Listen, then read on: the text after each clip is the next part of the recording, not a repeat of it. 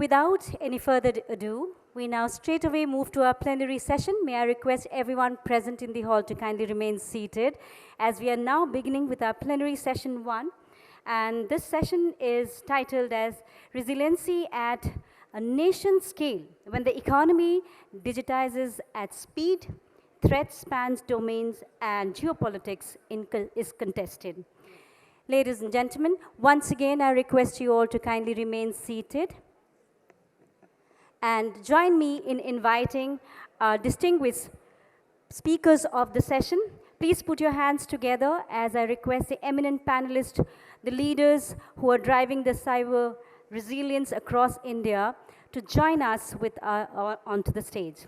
May I request the CISO, National Stock Exchange of India, Mr. Rajesh Thapar, to kindly join us onto the stage. Warm welcome to you, sir. May I request Mr. Thapar to kindly join us onto the stage. I also invite on stage Director Solutions Engineering India Wiz, Mr. Sujit Nair. Warm welcome to you, Mr. Nair. May I also invite on stage Senior Executive VP and CISO, HDFC Bank, Mr. Sameer Rataloikar, to kindly join us onto the stage. I also extend a heartfelt welcome to the CTO Asia Healthcare Holdings, Mr. Arvind Sivaram Krishnan, who is also the moderator of the session. Once again, warm welcome, ladies and gentlemen. We are now moving to the plenary session. And without any further delay, may I request the moderator of the session, Mr. Arvind, to kindly take over. Over to Mr. Arvind. Good morning, namaste, and nice to see my friends on stage, and the session, Resiliency at Nation Scale. And I think the speakers before us, Vice Admiral Sanjay, Pramod sir, we just now the report that Swapna unveiled, we're talking of cybersecurity, privacy, and sometimes the word cybersecurity and privacy conveniently used as complementary words really doesn't matter in terms of definitions, but what it does for nation building. And we heard Secretary Krishnan also talking to us about how this is absolutely critical when we talk of scale, when we talk of a country where the economy is powering a lot of growth. The economy is just not powering financials, but a 360-degree growth with a perennial, omnipresent cycle of defense and preparedness. And given that, the topic on resiliency works absolutely fine, and thank you to DSCI for having all of us here, and welcome to my friends here. Thank you. I'll start off first to all three of you, and I think I'm going to do a toss-up kind of stuff now. With digitizing in India going at an unmatched pace globally, and probably fair to say unprecedented, probably fair to say that there are no similar experiences rest in the world. While we have high pockets of talent, we were hearing about the capabilities from Israel also. What in your mind is framing India's readiness for cybersecurity resilience, and what do you think are the biggest gaps? And if I can start with you, Rajesh. Thank you. Good morning, all. So I think India's economy is booming, and with it, and one of the contributors, or at the other side, is the digitization, right? So we see a lot of digitization, which, because of the booming economy, the new challenges, the customer experience expectations, the optimization drives, there's a lot of the digitization initiatives or transformation journeys which are cutting across. To make those digitization journeys happen, what comes up is the tech stacks, the technologies. Okay, so we see the tech stacks are unprecedented. The compute has become easily available. The bandwidths are much, much different than what they were many years ago. With all this happening, while yes, it facilitates easy decisions, it makes things happen, it gives better experience to customers, but at the same time, the attack surface increases. The threats boom in a different range. right? So the count of threats, the scale of issues, the scale of vulnerabilities or scale of traffic flows, it's just not possible for somebody to apply the existing set of stacks or technology or controls to that level of scale, right? So that's one point. And other is the resilience, to me, is a journey, right? So we all, the people who have been there in this field for decades, we all were started this to talk about security. Then we started information security. Then we took a term of cyber security. So we all were always concerned on preventive aspects. We were always concerned on, at the most, we went to detection, right? So we are concerned. So now is the time, or over last few years, that we have seen this journey in India specifically and globally at large. We are moving from cyber security to cyber resilience because the appetites have changed. Because of the attack vectors that we understand on ground, we know things will potentially go wrong someday. When things go wrong, can I withstand that? Can I recover it promptly? What do I need to have that? The impact becomes much more at scale because of interdependencies. The concerns that typically come today is interconnected organizations. The weakest link may not be within your own organization. The weakest link may be outside your organization. It may be a supplier, it may be your partner, it may be a fintech, it may be any other guy who is actually connecting back and supporting you. So your own controls, your own resilience posture are important. But just believing that what I did, what I could have done is the maximum, and then I'm protected against all that, or I withstand everything, is a false alarm. So the other thing which at an India scale and the resilience actually becomes a very difficult one to track is, in security we have seen standards evolve. Cyber resilience still doesn't have too many standards. More so, India doesn't have its own standard, but even globally, you see DORA, you see EU Resilience Act. But the standards which the security world has been having, this side is lacking. We need to evolve those standards someday. The measurability, the metrics that go with it, it doesn't work the same what it used to do for DRs and all that stuff. We used to say RPO, RTO, and then we used to live with it. Today, the cyber resilience doesn't take those metrics. So we have to come up with a set of metrics which can make this happen. And the last gap, say some of these are gap and some of them are work in progress items. The last one is culture.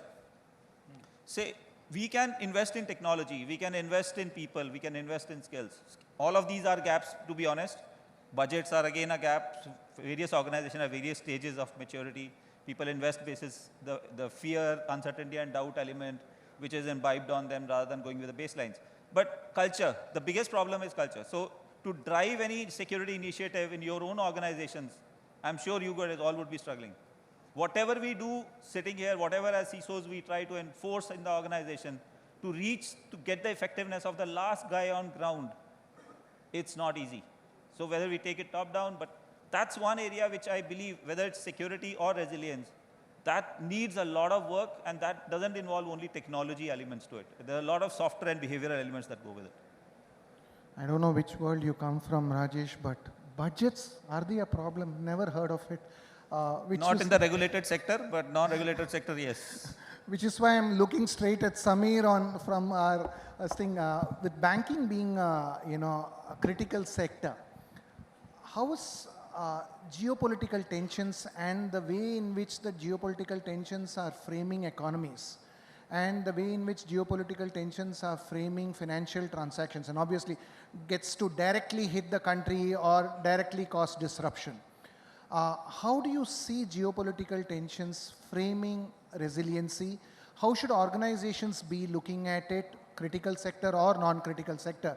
But with banking, normally the first attack zone or the first preferred attack zone, how do you see organizations understanding geopolitical tensions and making plans around it? Right. So I think you have merged 2-3 questions. Well, never miss a chance, huh? So, see, today the Indian banking industry is highly regulated in that sense, okay? And so there is a lot of expectations from the regulators, from government, from the ministries. about ensuring, right security posture within the organizations. Now, the, today we need to realize one thing, that today there is no perimeter, right? The perimeters are blurred. So if me representing banks just focus on my organizations, right, in terms of protecting it from the geopolitical attack or cross-border attacks, whether it on the payments, maybe on the applications, on the infrastructure, then probably I'm limiting my vision and executional abilities, right? Because today, honestly, one bank is connected to other bank through fintechs, to telcos for that matter, So there is a complete ecosystem, right, which affects in case of any geopolitical issues. So the way we have to think probably is holistically, what is my cyber resiliency posture, okay? Which means three things. First, what is my capability to protect from multiple perennial and emerging attacks, right? Second aspects, what is my ability to be able to detect the attacks swiftly? And third is what Rajesh also mentioned, focus more on the response and the recovery part, right? But this is not only specific to me, right? This is probably covers, as I said, the fintechs, the telco, everything. So when you are defining a strategy around cyber resiliency or cyber security readiness, the most important aspect is to get together in one room, right? Call telcos, call exchanges for that matter, banks, the fintechs, which are now playing a big role, the agencies like NPCI, which is the quasi-regulatory body for payments, and then have a collective exercise about recovery from the specific attacks. I think that's the way to look at it. Otherwise, all these while our focus is also on protecting my bank, my colleague protecting his institutions. But I think probably that thought process needs to change, and we are seeing that change now, where even the Telecom Regulatory Authority, the Reserve Bank of India, the Security Exchange Board, all are now advising that all of you need to sit together and plan a strategy, because a dependency on one can actually take the other entity down. Okay, so that is a way to honestly look at it. Second point, the last point, I think regulators are doing fantastic job. We did not have a critical information infrastructure protection agency till few years back. We are only 13, honestly, which focus more on the incident response. Today we have somebody who is also taking care of protection aspects, right? So I think government, the regulators, the board is quite clear in terms of the landscape. The pace is also reasonably good now, because you see our regulatory guidelines, probably they are one of the best. If you compare with the Monetary Authority of Singapore or Hong Kong Monetary Authority, I think they are at par, right? Few years back, they were all the leading regulators when you talk about the cyber security. So I think we have crossed that bridge. We came a long way now. Yeah, in the days to come, with emergence of AI, quantum, etc., I think the attack. Heard about the intent for change. We heard about a serious climate for regulation, serious climate to follow processes, impact assessment and all of that. You head cloud and emerging technology in your organization. For resilience to be built into different sectors, one is the critical sectors, and then you have these other sectors like healthcare and agriculture and education that are not fully yet regulated, but have serious implications to the economy, have serious implications to employability of large number of people. Now, how do you see emerging technology play a role into resilience? And in your mind, what are changes that if we can kind of get into now would actually change the course of being ready for the future? Thanks, Anand. Thanks for the question, and good morning, everyone. Right? This is an interesting aspect, right? Traditionally, when we speak about resiliency or national resiliency framework, right, it's always been, structured around uptime. Okay, but the way the industry is progressing, the threat vectors are changing, right? One of the important component is to make sure that there should be a lot of focus on cyber resiliency, which is about, able to, identify risk, protect them early in the stage and build a resilient framework, right? Now, if you look at, right, the velocity at which India is digitizing and, the technology is evolving, one thing we have seen as a common factor is speed. And with speed, there is always, a silent risk that gets created. Okay, and the biggest challenge that I see today, right, when all of these frameworks are getting built, visibility is one of the biggest challenge, right? Predominantly because, there are two changes that has happened, right? One, when we are, moving into this digitalized world, right, there is a major change in the application that has happened. Most of the application has been modernized, and these applications require a completely different set of infrastructure, right, which can scale up, scale down, which is absolutely agile in nature. Now, when these changes are happening, one thing we typically see is that at the speed of which the applications are deployed, rolled out, new technologies are adopted, right, the existing security, the traditional security is not meant to run at this speed, is not meant to handle this kind of complexity at an infrastructure level. And one of the other big change that we have seen is that, this agile infrastructure is coming from cloud. And this could be a private cloud, or a public cloud, hyperscaler, PaaS platform. The security was never meant to deal with such kind of complexity. So that is one major change that we are seeing from a gap point of view. The second area, which is very much critical, is the fact that how do you plan for it, right? What are the steps that needs to be taken as part of the framework, right, when you look at from a national resiliency framework point of view. Now, one of the first and fundamental building block around that is visibility. How do you get to see or get 100% visibility in terms of what services, what technology stacks are being utilized, right? Even, Rajesh was speaking about the same thing, right? Understanding what all tech stacks, services are being utilized, and how do you make sure that you identify the risk? A lot of traditional security, which are like, agent-based, meant to do a protective security, cannot be used from a visibility point of view, right? Siloed tools, okay, giving you only limited scope, right?